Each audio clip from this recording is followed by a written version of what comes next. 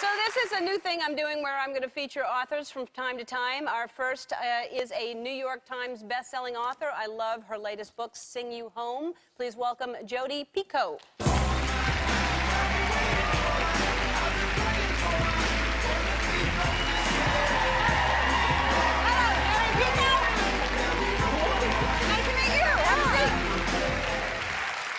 Hi, Jodi. Hi, how are you?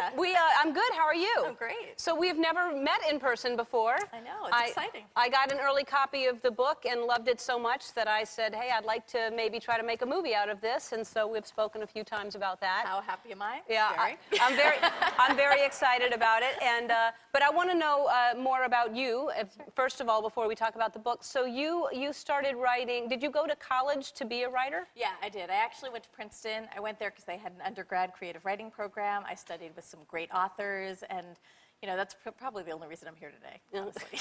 Well, I don't know about that, but it's nice that you had good influences. Yeah, I'm sure. And so you started, you wrote your book like right away, right out of college, or what was your first book? Well, I didn't. I actually went to go work on Wall Street until the stock market crashed, which was a great thing because they gave me a severance package and I moved, which I enjoyed. That's nice. And I actually wrote the whole time after that for 2 years, but it was about 2 years after I left school that my first book started to get picked up by an agent and then published. And that was how long ago? 1992 was my first book. And were you married then or at the time or anything? I actually had just had my first son when my first book was published. So I've either had a baby or a book every year since then. So how in the world, because I know new mothers, how in the world do you have time to write a book while you have a newborn? It's not easy. I used to write when Barney was on TV or when the kids weren't hitting each other over the head with a sippy cup, or I used to take my laptop to the nursery school parking lot and type on my steering wheel. I mean, any 15 minutes I had, I would sit down and I would write. And then my kids went to organized school, and that's a miraculous thing because I have 8 hours a day to write. Right. So, well, you have 8 hours, but I think as being with someone who actually wrote one book anyway, it's hard to kind of, do you discipline yourself when you write a book? Do you sit down like a 9-to-5 job and say, I'm sitting here until a certain amount of time? I do. I usually go up to my office at about 7:30 in the morning when the kids go to school, and I stay there until about 3:30 when I magically turn into mom again. And it's a job. Sometimes my husband brings me coffee, which is awesome, and sometimes he doesn't, and I just starve all day. But, you know, I sit there for 8 hours and I work. It's a job, but it's a job I really like. And how do you come up with, how many books have you written? 18. 18 books. And how many have debuted at #1?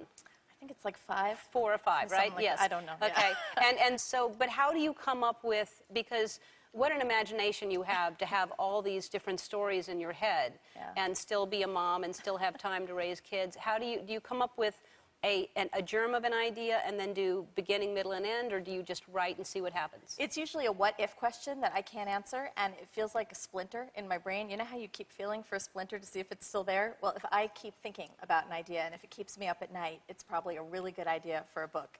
And if 2 or 3 weeks goes by, characters pop up like little mushrooms, and they take the story away from me and just begin to walk through a plot.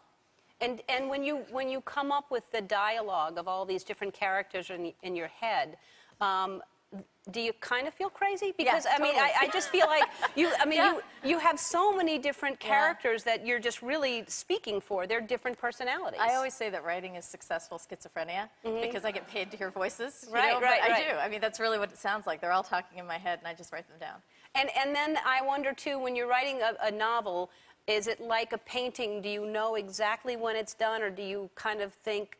Like sometimes, like in my stand-up, I think, you know, I look back and go, oh, I should have done this instead of this. I should have had this line. Do you sometimes think that there was different dialogue you could have had? Not by the time I get to the end of the book, because I usually cut and, you know I'm done with it, and then I'll go back and revise it. But I have a pretty good sense of when a book is done. It's usually when you're changing less than 2% of the whole manuscript. And, you know, you got to move on because there's new ideas and new characters coming. Right. And then so you, how long does it usually take you to write a book? It takes me 9 months. It's a little embarrassing. My husband ties a congratulations on the new baby balloon to the back of my chair when I finish one. You think that's long, 9 months? No, it's just embarrassing. But no, it's quick. That's very quick. fast. Yeah. That's very fast. Okay, so you come up with the idea for Sing You Home. How did you come up with this idea? Well, it was something that I really wanted to write about for a long time. It was in part about gay rights in America. I think that's the last set of human rights that we haven't granted in this country, and having gay friends and relatives, it's always kind of bugged me, and I wondered why. And I was beginning to explore that through a story when something happened that kind of changed the direction of the book for me. My oldest son, Kyle, who was 17 at the time, came out to me and his dad. It was not a shock. I knew Kyle was gay when he was 3 years old. But, oh, look, there he is. And he told you when you were writing this book? Yeah, it was in his college essay. You know, the application essay, you write a personal statement. Did he know you were writing a book about this subject matter? Yeah, but he still thinks he inspired it. It's okay. He can think that. All right. So he came out to you while you were writing this? Yeah, and all of a sudden, that really changed for me what the book was about, because it wasn't just a philosophical journey as a writer. It was me having a mission as a mom, because by the time that he gets married and wants to have kids, like the characters in the book, I don't want him to have to jump through hoops. Right. Well, the book, because when I was preparing for this today, I was like, I don't want people to know before they read the book that it's, because it surprises you what it's about. Yeah. And then it surprises you again. It goes in so many... It's about a lot of things. It's about a lot of things. It's about a married couple at first, a husband and a wife. That's Right. what the story begins with, a husband and a wife. Right. And then it goes into all these different directions. Right. And then it becomes very controversial. Right. And you, I think, portray both sides very, very fairly. Well, I think the book is fantastic, and I think that you're an amazing writer. Thank you. And I just I love the characters that you've created in here, and the places that you take us to question for anybody to look at and say, you know, what would I do in that situation, and what side would I be on, and what is the right thing to do in this situation, because it really comes down to what is the right thing to do. And what's a family today? Right. What really makes a family? Yeah. And that's a really important question to ask. A lot of people have opinions, but I don't think they ever ask themselves why their opinions are what they are. And it's sometimes nice to hear all different sides of the equation and then reevaluate your opinion. Have you always been this open-minded, or is it something that has grown in you? Because a lot of people have a certain way of thinking of what a family is, or what you know, what should be, or have you ever been a person that didn't understand it? No, I mean, I think that, you know, my family was always really accepting, and I grew up that way, but I probably have become more accepting as I've gotten older. I just, I mean, I just can't be right all the time, right? Someone has to be right sometimes. But, you know, I love diving into really tough issues, because I think for me, it's a lot more fun to thrash them around in a book. So. Yeah.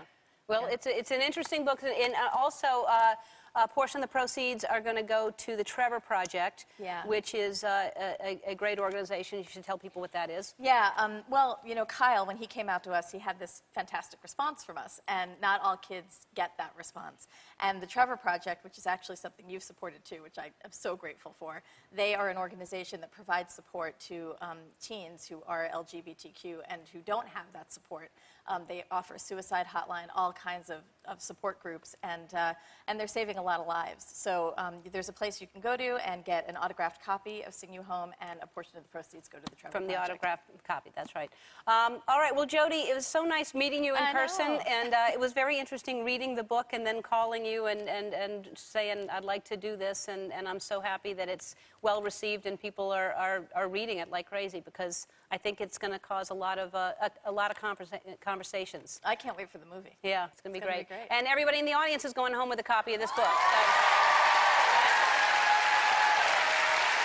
All right. Thank you, Jody. Sure, thank you.